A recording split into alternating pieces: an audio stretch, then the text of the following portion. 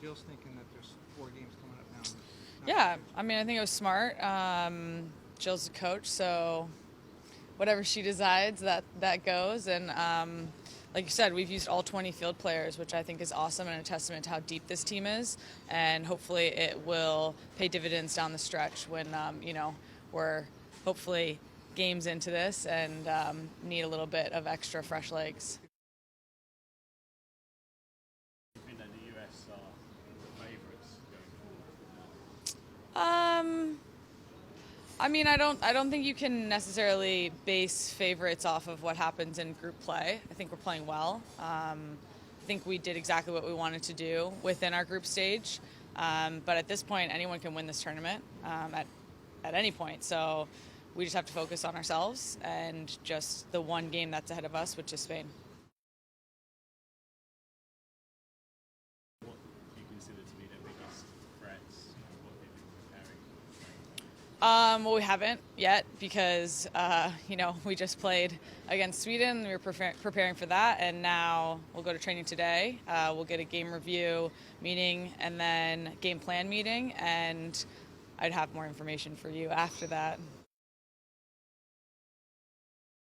And has there not been any talk, say, on the way to here about your head to Spain? You talk to most players about No, actually not really. A lot of people were just going over the game from the other night on the bus here and watching some of the games of Spain, our game earlier this year in January and some of their games this tournament, but no, we haven't had that many or that much conversation about them yet. the impact it's having. Is it a concern?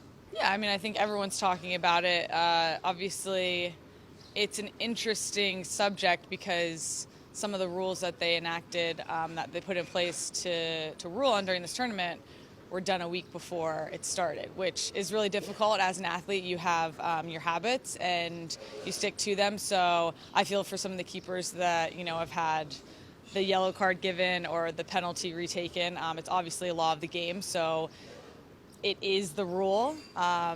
Again, it's been unfortunate, but I think it's a smart move by the tournament and by FIFA to say we're not going to be handing out yellow cards to keepers if they come off their line in a penalty shootout. This is like a guinea pig for the Women's World Cup to test out their sort of. I don't think it's being used as a guinea pig, but I think that FIFA could have maybe done a better job of using it earlier in some of the games that we've played, just so that we could have had some practice with it, because it is an interesting twist, because you score a goal, you celebrate, and then you stand for 2 or 3 minutes wondering, oh, did I just celebrate for nothing? So, it's definitely been interesting, but our team's able to handle it, and, we're just taking it in stride and doing what we need to do. Able to go sightseeing, and is it different than when you're playing a friendly in the United States? Like, do you kind of bunker in your hotel more, or do you, because you're in France, do you want to explore more? I like to toe the line of, be in the hotel, focus, relax, make sure I do everything I need to do, but I'm the type of person who does need to get out and have some alone time and just some time away from the team, which France has been awesome because these cities are beautiful and have provided the opportunity. So, yeah, I'm the type of person who likes to get out. Some other girls don't leave the hotel at all, except for training and games, which is totally fine, but I need a little bit of both.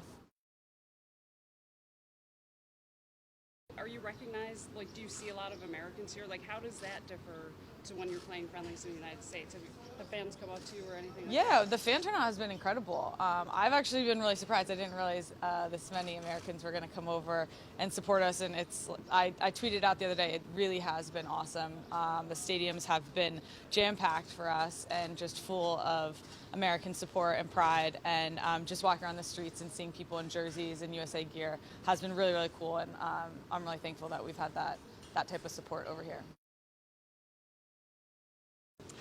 The lawsuit doesn't seem at all to have affected the seriousness and focus of the team on the pitch, given the record you're making.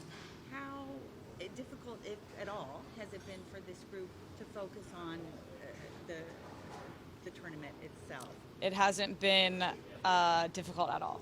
We're very good at compartmentalizing, and we're here to win a World Cup, We obviously have things going on back home that we'll deal with when we get back there, but this team has always been very good at focusing on the task at hand, and this is just another example of us doing that.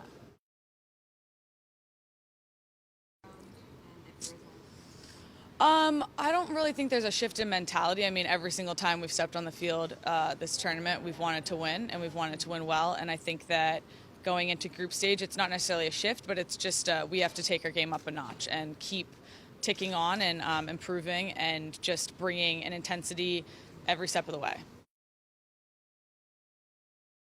Conceded. You have you're kind of a midfielder move back, and then on the other side you have a forward move back. It seems like it's a defense that, I don't want to say cobbled together, but it's not the typical defense, you know what I mean? And you have a new goalkeeper, yet you played better than any team ever. Would you say something's cobbled together if it's been playing together for a That's couple why of I said I years? wouldn't say cobbled Okay, together. yeah, we're the back line. We have amazing defenders who can step into any of the positions that we need to. We have an extremely deep bench when it comes to defense. We have an extremely deep bench when it comes to the keeper position. So I don't know. What was your question exactly? And just whether it's a surprise too, because I mean, I think there is a strength in putting Crystal on one side and you on the other side. You guys come back with a different mentality, with a different skill set. The defense seems to be playing differently. Is this maybe something going forward that other people will consider, that the idea of just these set, stationary, backline people, that's not the way football is going to be played in the future? Yeah, I think football hasn't been played that way for a while now. I think that positioning is very fluid, and I think that's more of a question for Jill, because that's her brainchild. Of the Spanish players?